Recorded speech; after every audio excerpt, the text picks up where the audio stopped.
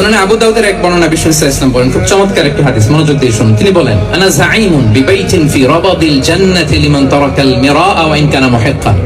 আমি ওই ব্যক্তিকে জান্নাতের আঙ্গিনায় একটা ঘরের গ্যারান্টি দেই যে ব্যক্তি তর্ক করার সময় নিজে হক এটা জেনেও সে তর্ক থামিয়ে দেয়। অনেক সময় হয় না, অনেকে পায়ে পাড়া দিয়ে ঝগড়া করতে আসে, এরকম আছে না নাই? আপনি চুপচাপ দেখবেন একটা বাজে কমেন্টস করতেছে, আবার কমেন্টের নিচে কমেন্ট, আবার গালি, হ্যাঁ আছে না এরকম? বিষ্ণু বলেন, নিজে হক এটা জানার পরেও আর যাতে তর্ক না বাড়ে, যে তর্ক থামিয়ে দেয় জান্নাতের আঙ্গিনায়, তাকে আমি একটা ঘরের গ্যারান্টি দেই। ওয়াবিবাইতিন ফি ওয়াসাতিল জান্নাতি লিমান তারাকাল কাযিবা ওয়া ইন কানা মাযিহান। আর ওই ব্যক্তিকে আমি জান্নাতের মাঝখানে একটা ঘরের গ্যারান্টি দেই যে ব্যক্তি কৌতুক করার সময়ও মিথ্যা পরিহার করে। করতেছে কৌতুক, ফান করতেছে, হি ইজ কিডিং, ফান করে, কৌতুক করে, কিন্তু কৌতুকের সময়ও সে মিথ্যা বলে না। এই স্বভাব যাদের,